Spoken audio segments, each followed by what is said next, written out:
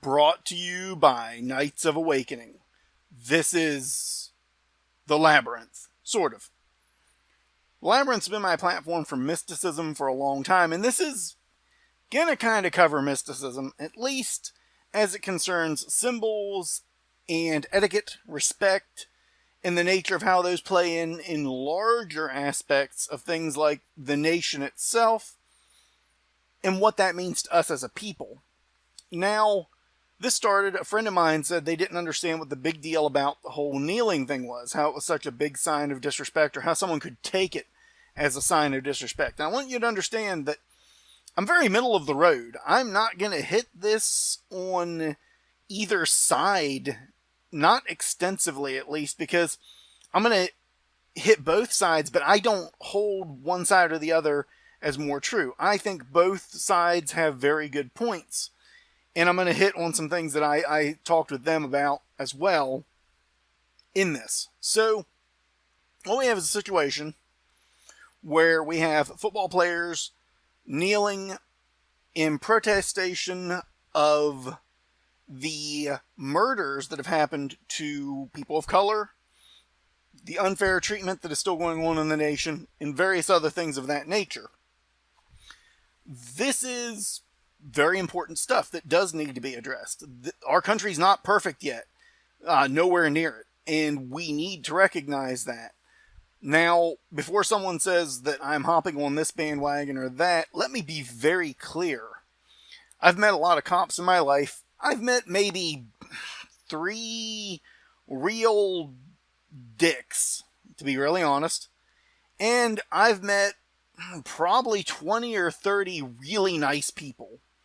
So about 10% are not people that I would ever engage with in a social function of any kind, that I have no value for, and then the remaining 9 out of 10 are decent, good people. And of course I've met some that, just show up for their job, so we'll say 30% just show up. So the vast majority are still really good people, at least in my opinion. So 60%, with 30% that are showing up and 10% that I don't know what's going on. They definitely are on a power trip.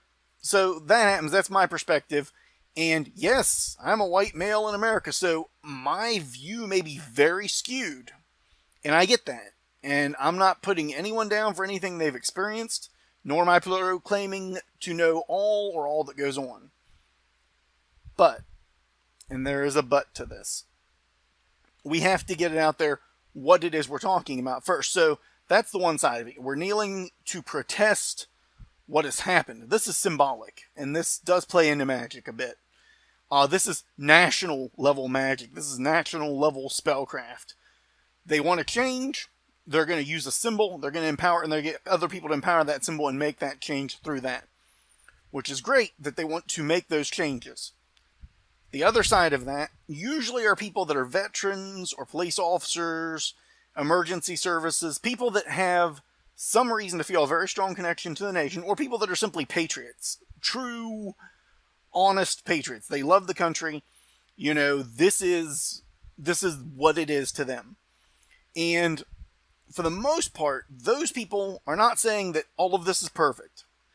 In fact, I rarely, if ever, every once in a while you get one racist a-hole on there, but I rarely, if ever, see anybody saying that, this is not important and it's all perfect and we don't need to worry about it. The war is won, there's equality throughout all the land, and it's perfect, it's fine. You don't see that. And the reason you don't see that is because that would be foolish to make that statement. It's not perfect yet. It's better than it was. Okay? That does need to be said.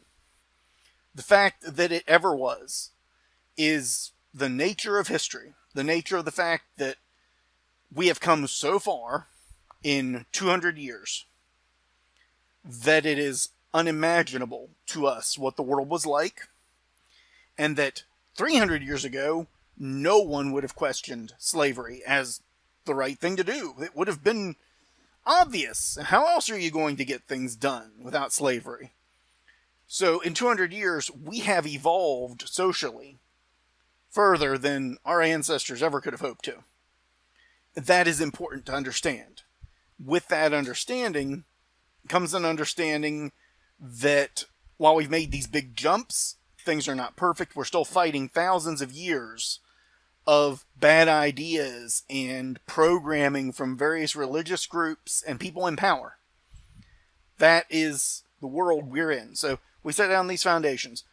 You know, these people that are really against the kneeling and they feel insulted, they feel so because when you play the national anthem, when you have the flag flying and there's a call to stand for the flag, what you have is a kind of agreement between you and the nation, a kind of handshake, a kind of symbolic gesture showing union, respect, this is very important, and love for the nation.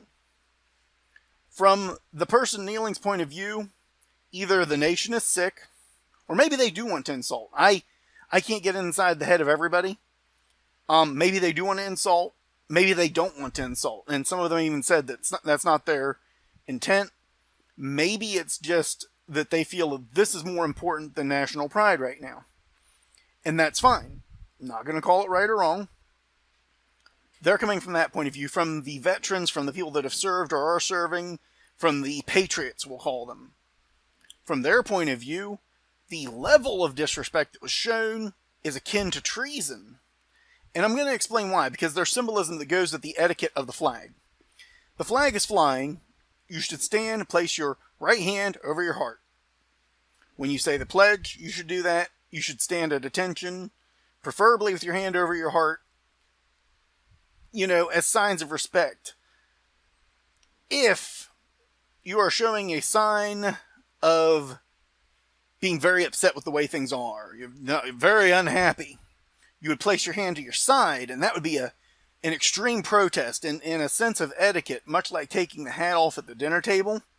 This would be like leaving the hat on. You left the hat on, and you're making it very clear. You're not happy with the state of affairs, and this is a way of protesting it. It's not the worst breach of etiquette you could do. If a person were truly moved, again, this is from the patriot standpoint, truly moved to do more, they might choose to look down away from the flag. So if you're looking up the flag, you're still showing some respect, and you're saying, I'm unhappy with the state of things, but this is still my nation. You look down and away in shame. I'm ashamed of what the nation has done, but I still stand with it and, you know, to help improve it. This would be the akin to setting the hat directly on the dinner table. So that's a gross violation of etiquette. You are very upset with the person or people around you, and something with this dinner table needs changed, and you're going to make certain that they know that it needs changed. It would be the equivalent of walking right up to the person hosting dinner and saying, this is outlandish. So you've got to understand how these symbols work, and the symbolism is, again, because when you have these symbols, it's a way of showing that respect, showing that pride, and really in a way trying to empower that archetype, that symbol, or trying to draw power away from that symbol. And again, this is the Patriots' viewpoint now. This is not the whole reality of it. Reality probably sits somewhere in between on all this. To kneel would be the akin to flipping the dinner table. You take the dinner table, you turn it straight up, and you say, this is preposterous. I shall not have dinner with you. I shall sit in your home. I shall drink your wine, but I shall not eat. Most people who have a great deal of pride would have you thrown out for that. That is the Patriots' perspective. People are going to say, well, it's just the national anthem, blah, blah, blah, and all of that. And again, I sit very middle of the road. Person kneels, I don't really care. Person doesn't kneel, I don't really care. But I have to understand the symbolism. As a wizard, as a practitioner of magic, I have to know how this works. And these are subtle influences. When we were in times of war, national pride was incredibly important. It was more important than, well, really anything else. So these types of actions were definitely monitored a little bit more closely by the people. And I suppose since we've not been in a state of all-out, life-threatening war in many, many years, that these symbols have kind of went away. Now, as I spoke with my friend on this, we had a little bit of back and forth, and I said, I found it very interesting, as a person who understands symbols, this worries me that not everyone would see these symbols in this way in some respect, because the flag is supposed to be a symbol of hope and freedom. And if the population doesn't see it that way, that's a little bit scary. But what's scarier to me then is that we have a lot of people who are terrified and enraged at this Nazi flag that's being flown by the Nazis, so the resurgence of the Nazi party, but are not vehement in supporting the American flag. And to me, I would personally think, since, we kicked the Nazis' ass in the last war, that if you are very much such a patriot and very much such against this, you would be extremely compelled to honor the flag that represents the statement, "Not in my backyard." Not just upset, angry, and terrified of the one that was used to perpetrate the great evils.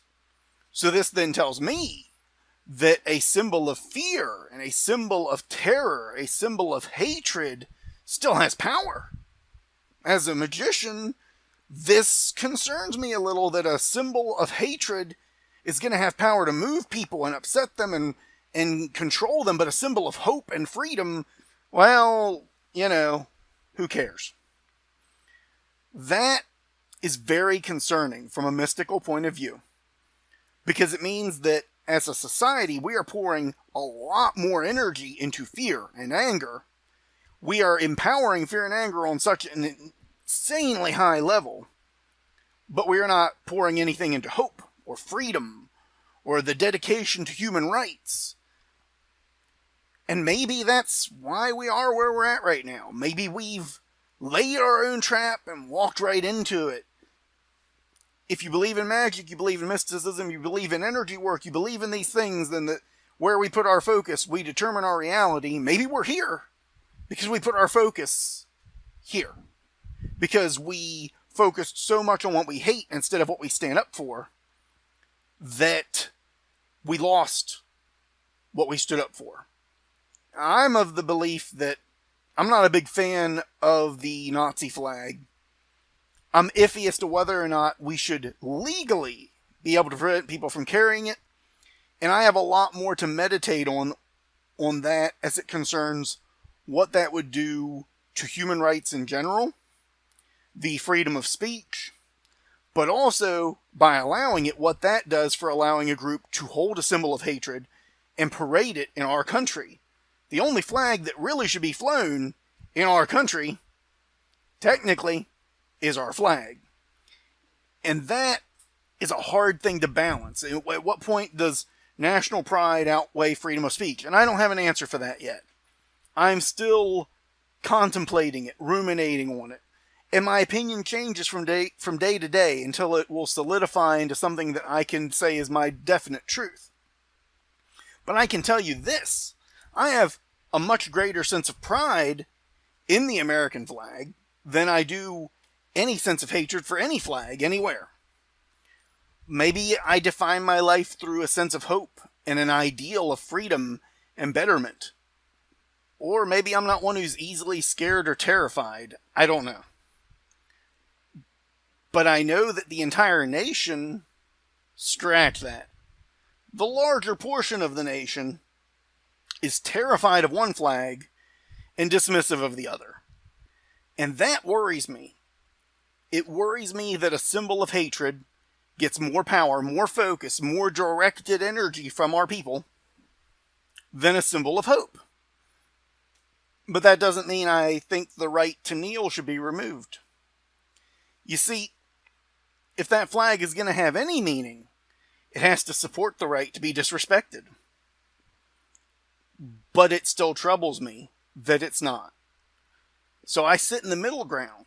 I have to be a champion of freedom, and yet I recognize that we will disregard freedom and we will embrace anger and fear as a nation more than anything else. I think we can change that, though. I think we can turn that around. I don't have the definite answer. I don't have the final, this is the only solution. But I think people need to understand both points of view.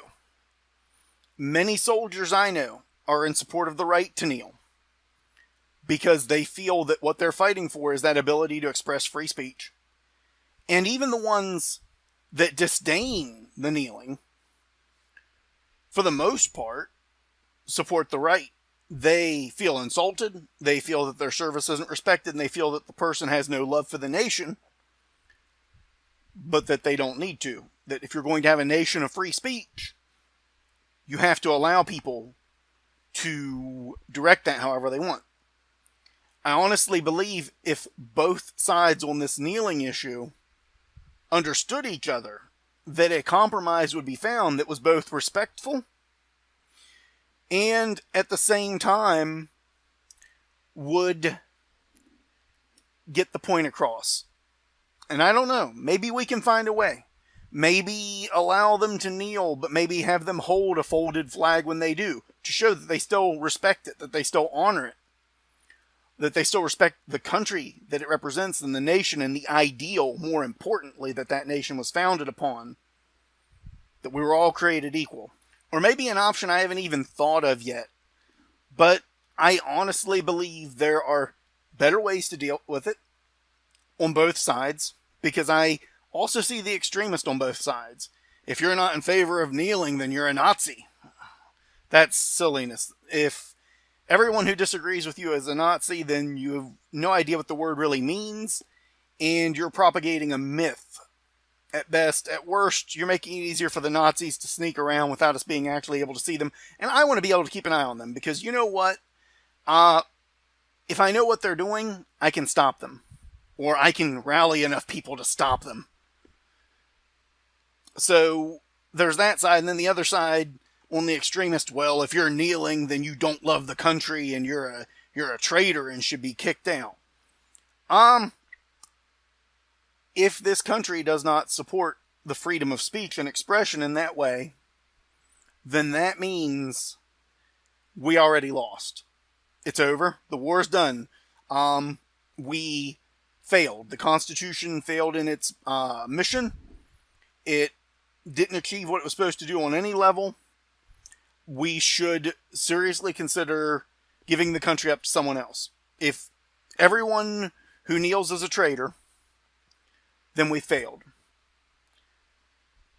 And if everyone who is against the kneeling is a communist, then we have blinders on to the real threats that are out there, the real communists that we do need to keep an eye on. We do need to be aware of before they do hurt someone. None of this is easy. But these deep analyses into what this means is what it means to be a Knight of Awakening. It means not just accepting the message that you're given.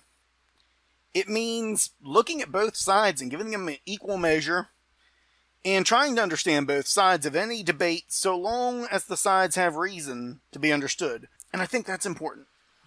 So this is Charles McBride for the Labyrinth. I've looked at the mystical aspect of this.